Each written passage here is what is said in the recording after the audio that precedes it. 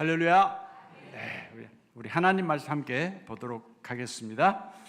우리 신약 성경 에베소서 4장 22절에서 24절과 또 31절에서 32절까지 말씀을 함께 보도록 하겠습니다.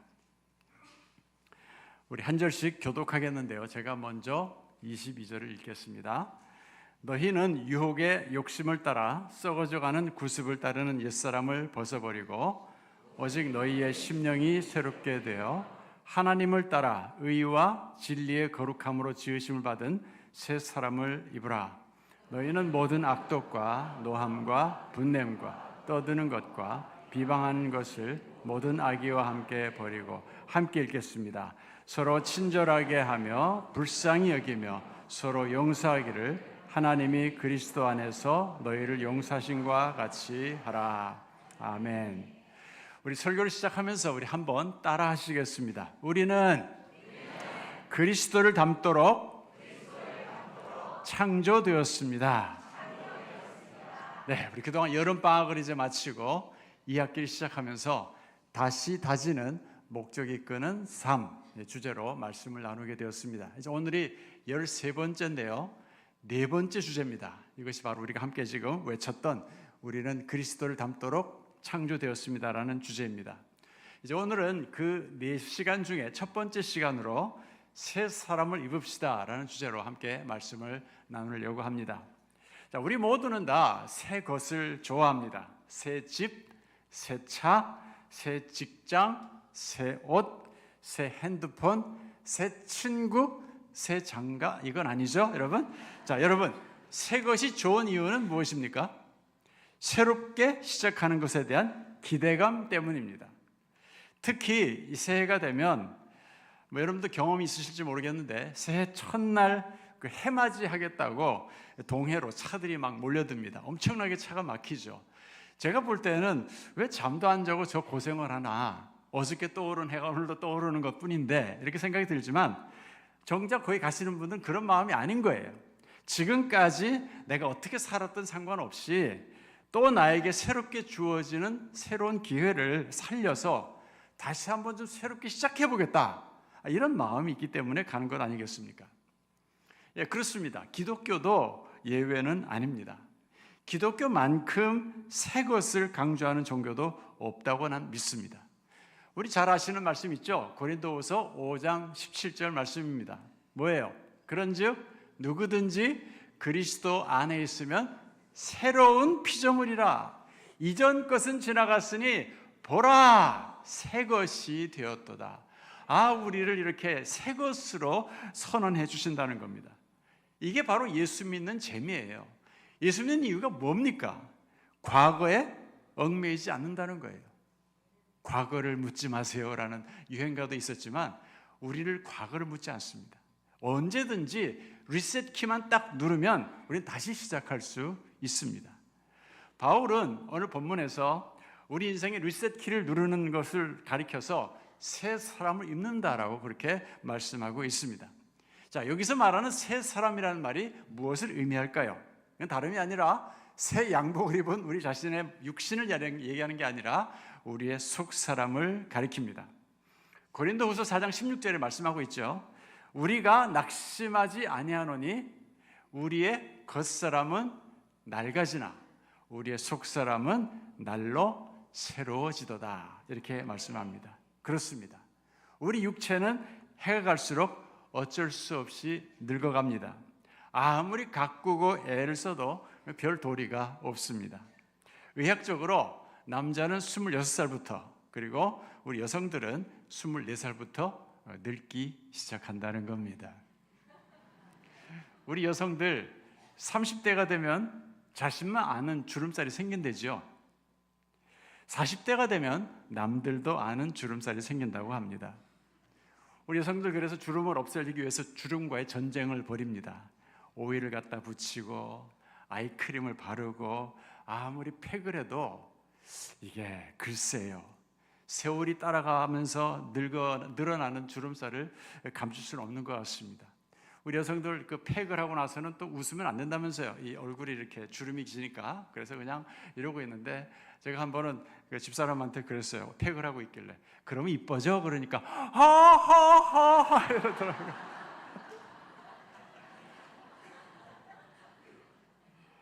자, 그렇지만 늙어갈수록 우리 그리스도인들에게는 소망이 생깁니다. 그 이유는 우리의 속사람이 날로 새로워지기 때문입니다. 우리 안에는 뭐가 있습니까? 예수님의 생명이 있습니다. 예수님의 생명이 우리의 속사람을 날마다 새롭게 만들어 가십니다. 자, 그런데 성경은 이렇게 새 사람을 입기 위해서 먼저 우리가 해야 할 일이 있다라고 말씀하고 있습니다. 그게 뭐냐면 22절 말씀이에요. 옛사람을 벗어버려라. 옛사람을 벗어버려야 됩니다. 마치 우리가 새 옷을 입기 위해서는 우리가 헌 옷을 벗어야만 새 옷을 입듯이 우리가 옛사람을 먼저 벗어버리라는 겁니다. 자, 그러면 우리가 벗어버려야 될 옛사람은 무엇이냐? 옛사람 모습에 대해서 25절부터 31절까지 바울은 쭉 열거하고 있습니다. 제가 간단하게 정리해 드릴게요. 25절에 보니까 거짓을 버려라. 각기 그 이웃과 더불어 참된 것을 말해라. 그리고 26절에 보니까 28절에 보니까 도둑질하는 자는 다시 도둑질하지 말라. 29절에 보니까 더러운 말은 너희 입 밖에도 내지 말라. 그리고 31절에 보니까 모든 악독과 노함과 분냄과 떠드는 것과 비방하는 것을 모든 악의와 함께 버려라. 이렇게 말씀합니다. 자, 여러분 오늘 본문은 에베소 교회 교인들에게 보낸 편지예요. 사도 바울은 에베소서 1장에서부터 오늘 본문 바로 앞까지 에베소 교회 성도들을 향해서 아주 은혜로운 말씀을 쭉 이야기했어요. 십자가의 은혜에 대해서 이야기했고요. 하나님의 경륜에 대해서 얘기했고요. 그리고 그리스도의 사랑이 어떠한 거에 대해서 쭉 이야기를 해왔습니다. 정말 은혜가 되는 말씀들이었어요. 얼마나 격려가 되고 야, 내가 예수 믿기를 잘했구나 자부심을 갖게 만드는 말씀들이었습니다. 우리 생각에 야, 이 정도의 말씀을 들을 정도면 에베소 교회 성도들의 믿음이 대단한 수준이었나 보다 이렇게 생각할 수가 있습니다. 예수님 닮았는 것 같다라는 생각이 들잖아요. 그런데 25절부터 말씀을 보니까 이거 참 이 형편없는 저질 집단이었다는 거예요. 여러분 보세요. 거짓을 버리라고 그랬어요. 이거 뭘 전제로 합니까? 교인 중에 지금 거짓말하는 사람이 있다는 얘기잖아요. 또 더러운 말을 하는 사람이 없었다면 더러운 말을 하지 말라 이런 말 하지 않았겠어요? 심지어 남의 물건에 손을 대는 사람도 이 공동체 안에 있었습니다. 화도 잘 내고 남을 비방하는 일도 서슴지 않는 그런 사람들이 있었다는 거예요. 정말 교회라고 하기에는 부끄러울 정도로 형편없는 교회가 에베소 교회였어요. 자, 그런데도 바울은 에베소 편지 서두를 시작하면서 에베소 교회 교인들을 가리켜서 뭐라고 부릅니까? 에베소에 있는 성도들과 그리스도 예수 안에 있는 신실한 자들이라고 부르고 있어요. 신실하게 뭐가 신실합니까? 그런데 성도라고 부른다는 거예요. 여러분 성도가 뭐예요? 한자어로 말하면 거룩할 성자에다가 무리 도자예요. 거룩한 무리들 뭐하는 사람들이에요? 거룩한 무리들이에요.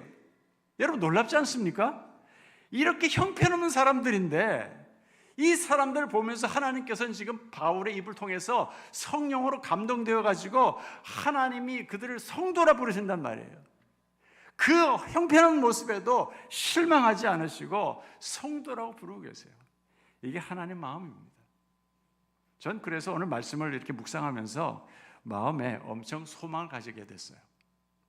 가끔 그런 말을 하거든요, 저한테. 목사님, 예수 믿는 사람들이 왜 그래요? 그래요. 그럼 제가 할 말이 없어갖고, 그럼 죄송합니다. 이랬어요. 근데 저는 이제 죄송한다는 말 더 이상 안 할 거예요. 이제는 절대로 주눅들지 않고 자신 있게 대답하려고 합니다. 예수 믿는 사람들이 왜 그래요? 그러면 그럼 그렇지만 어떻습니까? 그래요. 어때야 되는데요? 그 말하는 니는 이렇게 항변도 하고 싶습니다. 이렇게 여러분 문제가 많은 사람들이 예수 믿는 사람들이에요. 정말 놀라운 말씀 아닙니까? 이렇게 문제가 많은데 우리를 뭐라고 한다고요? 성도래요. 성도래요. 여러분 교회 안에 사기꾼들 존재합니다. 아셨어요? 가끔 교회 안에 믿음이 좋은 사람인 것처럼 가장하고 들어와가지고 훈련도 받고 환심을 사요. 그리고 나서 돈을 빌려가지고 잠적하는 경우가 있습니다. 우리 교회는 그런 경우가 없었는데 제 친구 교회 목사님 교회는 그런 일이 2번이나 있었어요. 그래서 교회가 그냥 굉장히 어려워졌죠. 어디 사기꾼 뿐입니까? 교회 안에는요, 거짓말을 식은 죽 먹듯이 하시는 분들도 있어요. 또 감정이 통제가 되지 않아가지고 한번 폭발하면요, 주위 사람들에게 상처를 주는 사람들도 있어요. 이게 교회입니다. 그러면 성경은 이런 사람들을 교회 안에서 색출해내가지고 쫓아내라, 아예 그런 사람들은 발을 붙이지도 못하게 해라, 그렇게 말씀합니까? 아니라는 거예요. 아니, 그렇다면 예수 믿는 사람과 믿지 않는 사람은 무슨 차이가 있습니까? 무엇으로 예수 믿는 사람과 믿지 않는 사람을 구별할 수 있단 말이에요? 여러분, 그리스도인들의 독특성은요, 완벽함에 있지 않습니다. 우리는 완벽하지 않아요. 그 독특성은 그 불완전한 인격이지만은, 아직 형편없는 성품이지만은, 그것이 거룩한 인격으로 점점 바뀌어가는 자정 능력에 있습니다. 이게 그리스도인의 독특성이에요. 그러니까 마치 그 강으로부터 온갖 오물들이 막 바다로 떠내려가잖아요. 다 쓸려 내려가요. 그런데 바다는 어떻게 합니까? 그 더러운 오물들을 다 삼켜요. 그러면서 정화시키죠. 저는 그리스도인들도 바닷물이라고 생각해요. 우리에게 정화 능력, 자정 능력이 있습니다. 하나님의 은혜로 말이죠. 그러니까 아무리 형편없어 보이는 사람도, 저 우리 교회에서 그런 모습들을 보거든요. 예배 참석하면서 이렇게 말씀을 듣고 있잖아요. 이게 여러분 아무것도 아닌 것 같은데 굉장히 대단한 능력을 행사하더라고요. 한 해가 다르게 바뀌어가요. 어떤 분이요, 하루에 술 한 병 마시는 분이 계셨어요. 그런데 6개월이 딱 지나니까 반병만 마시더라고요. 그리고 나서 1년 후에 보니까 그냥 딱 한 잔만 마셔요. 그러다가 술을 끊었습니다. 이거예요, 여러분. 우리 교회 어떤 남편은요, 또 화가 나면 정말 무서워요.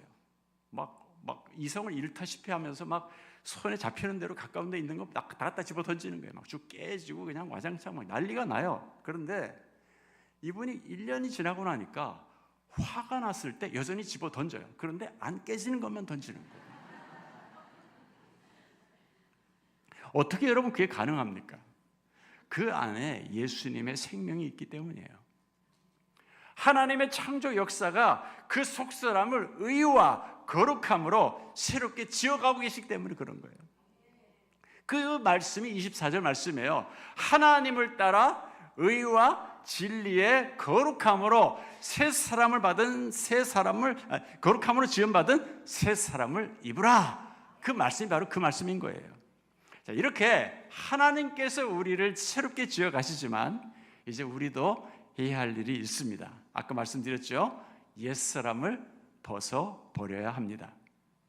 하나님은 결코 강압적으로 우리 마음을 새롭게 하시지 않습니다. 우리가 원하지 않으면 아무 일도 일어나지 않습니다. 우리도 하나님께서 만약에 우리를 변화시키기를 원하신다면 우리 또한 마음을 준비시켜야 합니다. 바울은 그런 표현을 쓰지 않습니까? 씨를 뿌리고 거름을 주고 물을 주는 일은 누가 하는 일이에요? 우리가 하는 일이에요. 그러나 자라나게 하시는 분은 하나님이시다라고 했어요. 그러니까 우리가 씨를 뿌리지 않고 물도 주지 않고 거름도 주지 않았다면 아무리 하나님께서 역사하시길 원하셔도 할 수 없다는 거예요. 자, 그러면 이제 궁금해집니다. 여기서 옛사람을 벗어버린다는 것은 어떤 의미가 있는가? 25절부터 31절의 말씀을 살펴보니까 거짓말하는 거, 분노하는 거, 도둑질로 남에게 피해를 주는 거, 더러운 말하는 것도 이 모든 일들이 나와요. 그런데 이 옛사람들의 일인데 이 옛사람의 일은요, 공통적인 특징이 있더라고요. 그게 뭐냐면 모두가 사람들과의 관계에서 일어나는 일이에요. 여러분 이거 잘 들으셔야 됩니다. 이게 참 놀랍습니다. 우리 옛사람 벗어버린다 그러니까 이제 우리가 벗어버리기 위해서는 준비하려면 이제 하루에 성경 10장도 읽고 하루에 뭐 기도는 1시간 정도 하고 1년에 최소한 10명한테 전도도 해야 되고 이렇게 생각할 것 같은데 그게 아니라는 거예요. 예수님을 닮아가는 일이 여러분 뭐 이렇게 골방에서 뭐 금식 기도를 하고 뭐 하루에 2시간씩 기도하고 그런 게 아니라는 거예요. 놀랍게도 예수님 닮아가는 그 첫 번째 퍼스트 스텝이 뭐냐면 나와 너와의 관계에서부터 작은 변화라도 일어나기 시작해야 된다는 거예요. 사도 바울은 옛사람의 일을 벗어버리기 위해서 예수님께서 죄인들을 향해 가지셨던 그 태도를 가지고 서로를 대할 것을 지금 말씀하고 있습니다.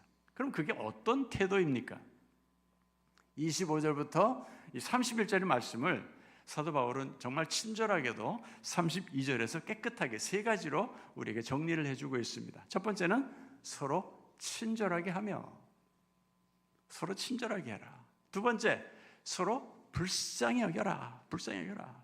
그 다음에 세 번째, 서로 용서하기를 하나님이 그리스도 안에서 너희를 용서하신 것 같이 하라. 이렇게 말씀합니다.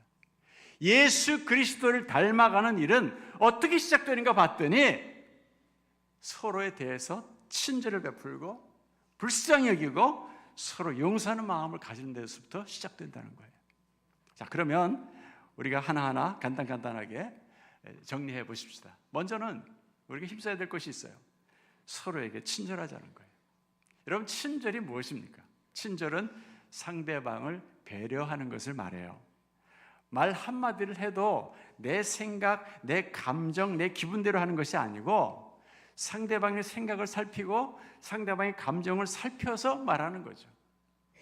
바울은 31절에서 이 친절에 반대되는 단어들 열거하면서 친절이 무엇인가에 대해서 말씀해 주고 있어요. 먼저 악독이라 그랬죠. 원어를 보니까 이 뜻은 맹수, 빈정거림 이런 걸 말합니다. 그 다음 노함이라는 말은 복수심을 말해요. 그 다음에 분노, 떠드는 것. 이 떠드는 것은 어떤 불만이 있을 때 내 이익을 좀 챙기기 위해서 사람들을 선동해가지고 시끄럽게 만드는 걸 말해요. 우리 꼭 정치가들을 말하는 것 같지 않습니까? 그 다음 비방하는 것. 어떻습니까, 여러분? 오늘날 우리 사회를 지금 보는 것 같지 않아요? 이런 것들을 다 버리라는 거예요. 다 버리고 친절하게 서로를 대해야 한다라고 말씀하고 있습니다. 어떻게 보면 지금 바울이 3가지를 얘기하는데 3가지는 첫 번째 단계, 두 번째 단계, 세 번째 단계라고 말할 수도 있을 것 같습니다. 지금 첫 번째 단계 생각하고 있는데요.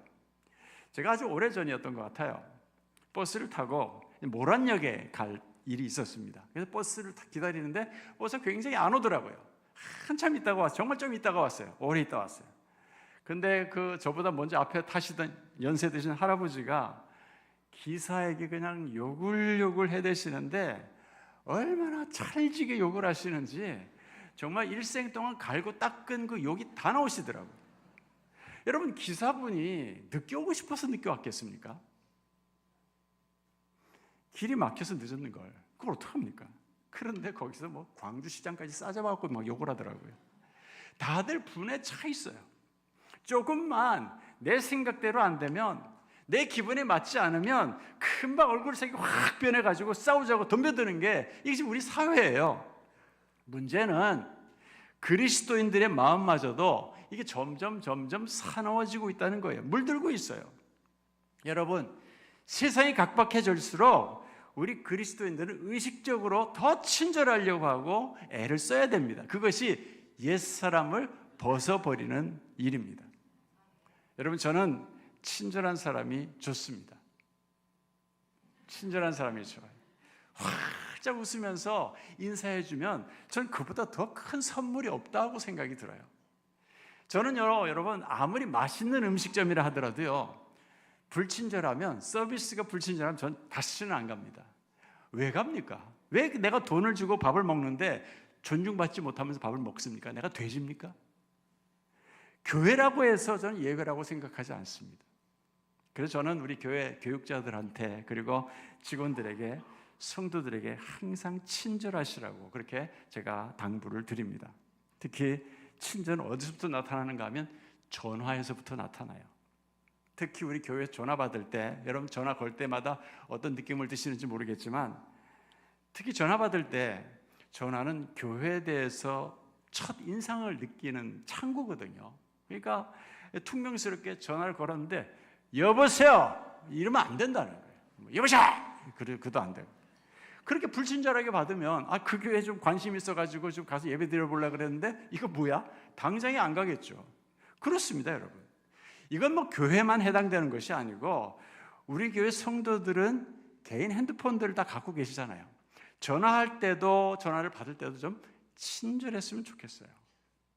여보세요? 그러지 말고 여보세요? 이렇게 끝을 올리는 거예요. 우리 한번 연습해 볼까요? 여보세요?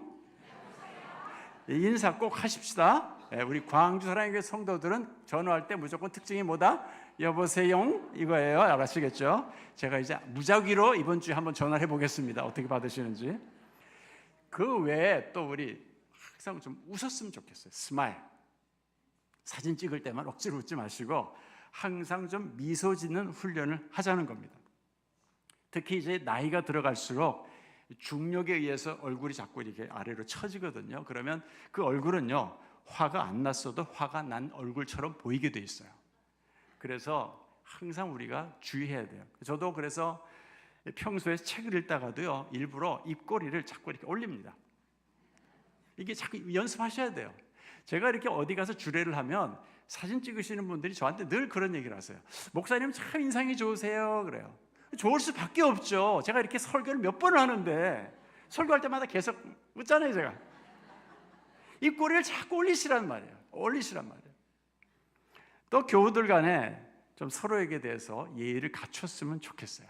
아무리 가까운 사이라도 이 공적인 자리에서는 언니! 그러지 마시라는 거예요. 반말하지 마시고요. 교회에서 교육자를 대할 때도 마찬가지입니다. 아무리 나이가 젊어도 하나님께서 기름 부어 세우신 지도자가 아닙니까? 우리 그렇다면 성도로서 좀 더 정중하게 예의를 갖추어 대해주시면 참 좋겠습니다. 좀 지나간 얘기인데요. 어떤 분이 자꾸 제 나이를 물어요.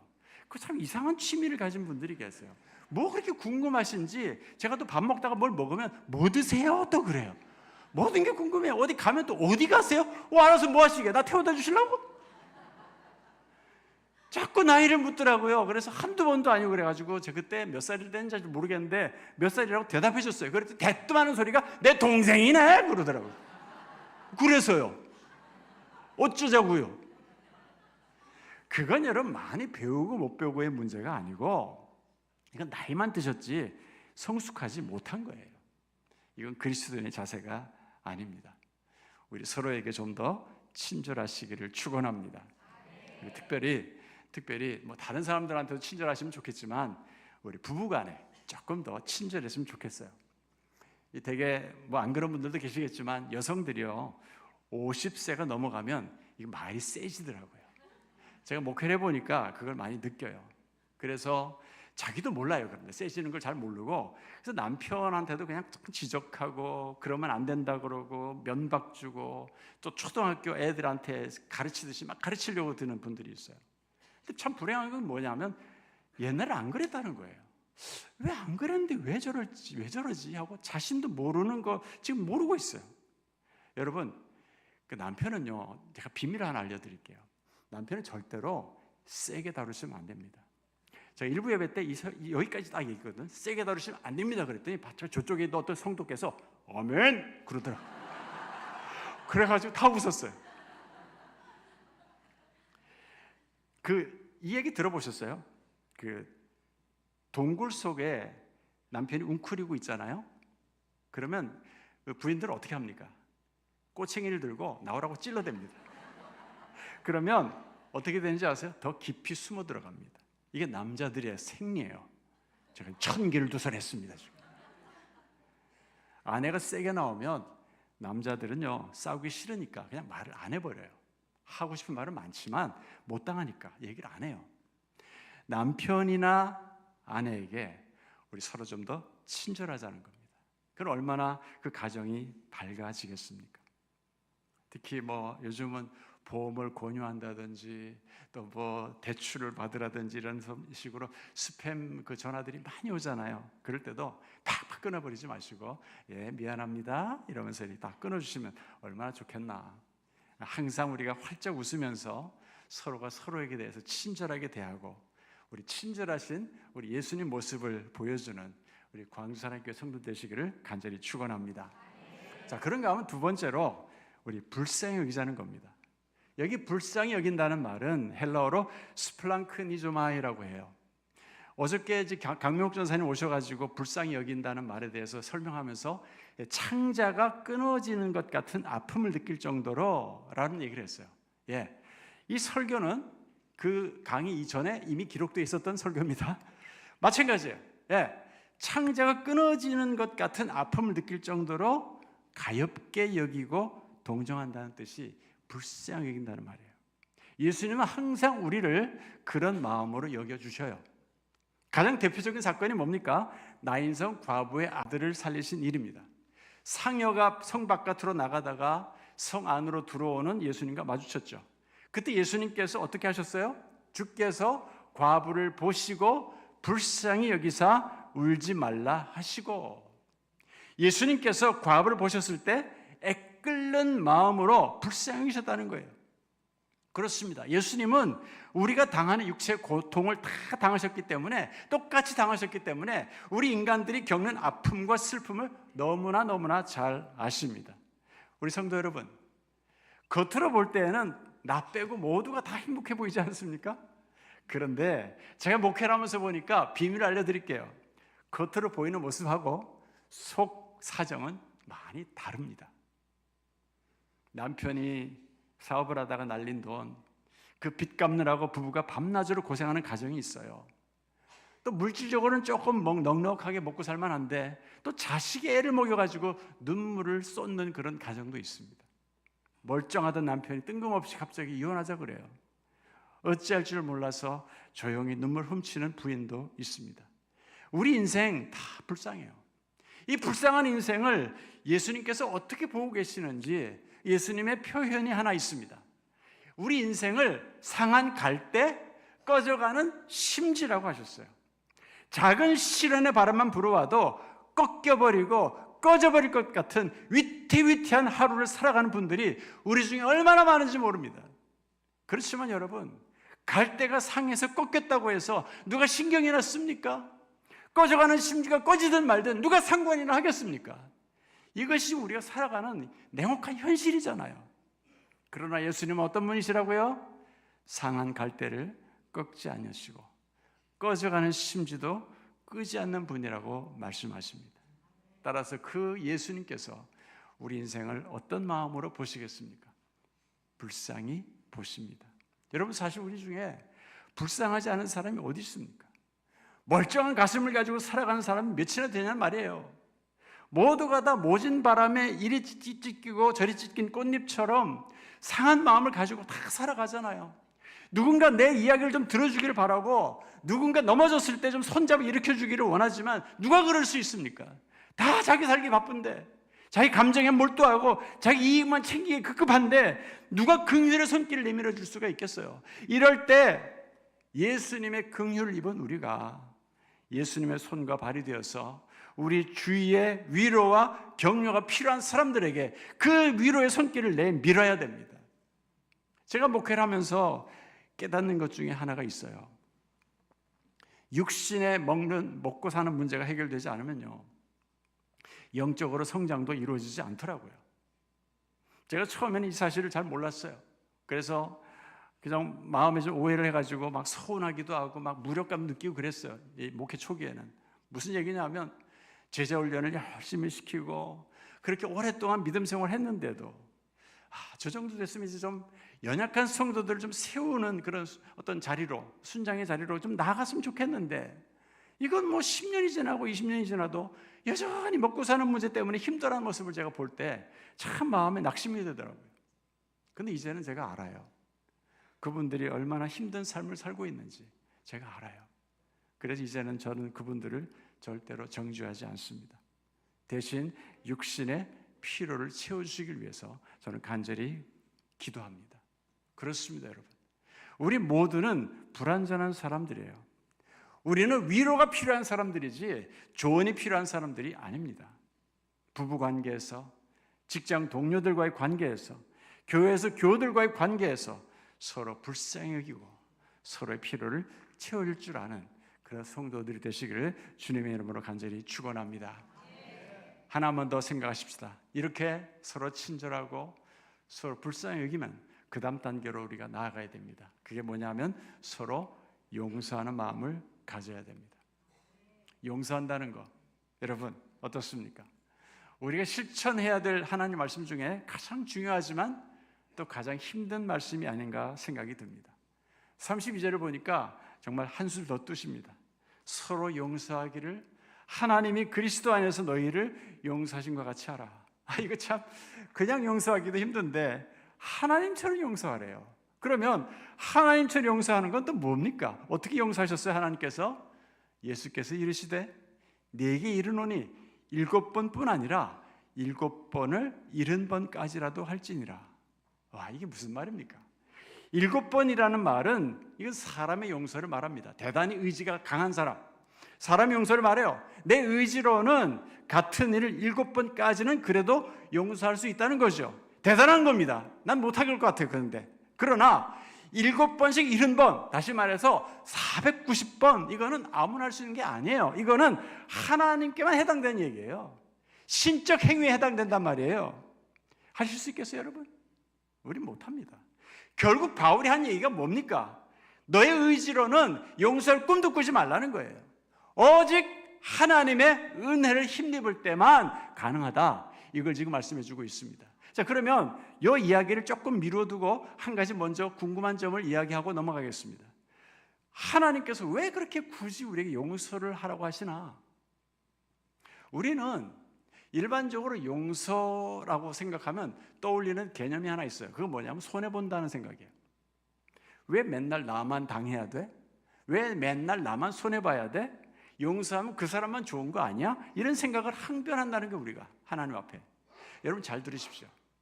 용서라는 말씀은요, 내가 용서해야 될 그 사람을 위해서 주시는 말씀이 아니에요. 용서해야 될 나를 위해 주시는 말씀이란 말이에요. 무슨 말인지 제가 다시 한번 예를 들어 드릴게요. 제가 아주 오래전에 한번 예를 들었던 것 같은데, 우리 마음에 이제 미움을 품잖아요. 저 사람 막 어떻게 해보고 싶어요. 그걸 마치 뭐라고 표현하는 거 아니? 독이든 맹독이든 비닐봉지를 비유합니다. 무슨 얘기냐면 내 속에 그 지니고 다닌다는 거예요. 이 비닐봉지를 언젠가는 저놈 내가 죽여버리고 말 거야 이러면서 독을 입에다 넣어야 되겠다 생각을 하고 벼르고 몸에 지니고 다닙니다. 그런데 문제가 뭐냐면 그 사람을 죽이기 전에 이게 내 속에서 터져갖고 내가 먼저 죽는다는 거예요. 그 사람 죽이기 전에 내가 먼저 죽어요. 무슨 말입니까, 여러분? 이해하시겠죠? 그 사람만 생각하면 잠이 안 와요. 그 사람만 생각하면 시도 때도 없이 막 분노가 막 치밀어 올라요. 기도가 안 돼요. 성경도 읽기 싫어요. 예배 드리기도 싫어요. 그럼 어떻게 되는 거예요? 결국 내 육신, 위장병, 심장병, 가슴앓이 속병 다 나오는 거예요. 육신만 망가지는 거 아니라 내 영혼까지 다 상해버리는 거예요. 그러면 어떻게 되는 거예요? 용서하지 않으면 나만 손해보는 거예요. 제가 한번 말씀드렸는데 미워하는 마음은 줄다리기 하는 것과 같습니다. 양쪽에서 팽팽하게 잡아당기는 한 우린 전쟁 중에 있는 거예요. 늘 긴장할 수밖에 없어요. 그러나 어느 한쪽이 줄을 놓아버리면 끝나요. 전쟁은 끝납니다. 나에게 상처를 주는 사람을 용서하는 게 뭐냐? 그게 줄 한쪽 끝을 놔버리는 거예요. 그러면 상대방이 아무리 반대쪽에서 세게 잡아당겨도 내가 놓아버렸기 때문에 적어도 나에게 있어서 전쟁은 더 이상 없습니다. 용서는 따라서 나 혼자서도 할 수 있는 일이에요. 내가 용서하는 대상이 그 사실을 알든지 모르든지 내 용서에 관심이 있든지 없든지 상관없어요. 내가 용서하고 나 스스로 자유를 느끼는 거예요. 아마 여러분 마음에 아직도 용서가 안 되는 분들이 계실지 모르겠습니다. 그게 남편일 수도 있고 나의 금전적인 손해를 끼친 지인일 수도 있고 또 과거에 상처를 준 내 부모일 수도 있습니다. 여러분, 용서는 좋은 마음으로 기쁜 마음으로 하는 게 아니에요. 용서는 분한 눈물을 삼키면서 이를 악물고 허벅지를 꼬집으면서 하는 거예요. 지금 난 너무나 억울해요. 나에게 피해를 준 그 사람, 나를 아프게 하는 그 사람도 내가 당한 아픔을 똑같이 겪게 만들어 주고 싶어요. 그러나 나의 모든 억울함을 하나님께서 알고 계시고 언젠가는 나의 억울함을 보상해 줄 것을 믿기 때문에 그래서 용서하는 겁니다. 예수님께서 어떻게 하셨습니까? 십자가에 자신을 못 박아 죽이는 인간들을 향해서 하나님께 기도했어요. 저들의 죄를 용서해 달라고. 어떻게 그러실 수가 있었을까요? 하나님의 아들이니까 뭐 좋습니다. 또 하나님께서 자신을 세상에 보내신 이유가 십자가에 죽는 거니까 뭐 그럴 수도 있습니다. 그러나 이 말씀을 드리고 싶어요. 예수님은 십자가 죽음 후에 어떤 결과가 나타나게 될지를 아셨기 때문에 용서하셨다. 난 그렇게 믿습니다. 왜 그렇게 말씀드리냐면 히브리서 12장 2절이에요. 그는 그 앞에 있는 기쁨을 위하여 부끄러움을 개의치 아니하시더니 하나님 보좌 우편에 앉으셨느니라. 그렇습니다, 여러분. 지금은 용서하는 일이 고통스럽지만, 지금 너무너무 힘들지만 마지막에 승리하게 될 것을 아셨다는 거예요. 자, 여러분, 이 시간에 여러분들이 말씀을 들으시면서 아마 나를 용서를 결심하셨을지 모르겠습니다. 그래, 내가 이제 친절해야지, 내가 불쌍히 여겨야지, 용서해야지 결심하셨을 거예요. 그러나 지금 이제 예배 마치고 집으로 돌아가서 남편 얼굴을 보는 순간 또 속에서 우라가 확 치밀어 오를지 모릅니다. 그럼 어떻게 해야 됩니까? 어떻게 해야 돼요, 여러분? 은혜를 그냥 다 왕창 다 쏟아버려야 돼요? 아니에요, 여러분. 포기해야 됩니까? 아니에요, 여러분. 우리는 또 그 순간, 그런 생각이 마음에 치밀어 오르는 순간 우리는 또 무릎을 꿇어야 돼요. 왜 그래요? 나의 힘으로는 용서할 수가 없기 때문이에요. 용서할 힘을 달라고 하나님께 기도해야 돼요. 무릎을 꿇고 하나님의 은혜를 구해야 됩니다. 여러분, 용서는 한 번만 하고 마는 것이 아니에요. 옛사람 벗어버리는 것은 한두 번 벗어버리고 마는 것이 아닙니다. 마음으로부터 그 사람을 미워하는 마음이 사라질 때까지 계속해서 하나님의 은혜를 구하며 놓아버리는 훈련을 하셔야 됩니다. 이렇게 계속해서 우리는 옛사람을 벗어버려야 합니다. 이제 저 여러분 말씀 마무리하려고 합니다.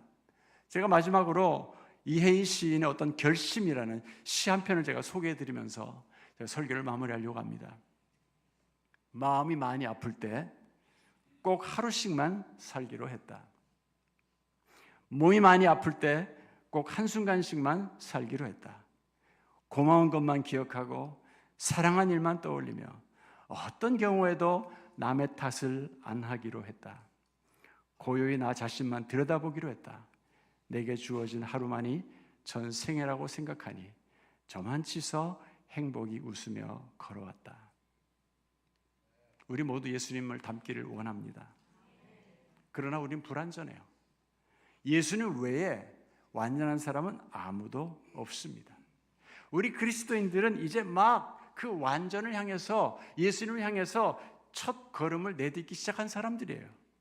에베소 교회 성도들이 완전하기 때문에 하나님이 그들을 성도라 부른 것이 아닙니다. 시간이 갈수록 더 거룩해질 수 있는 가능성이 있기 때문에 그렇게 부르신 거예요. 그럼 그 가능성이라는 게 뭡니까?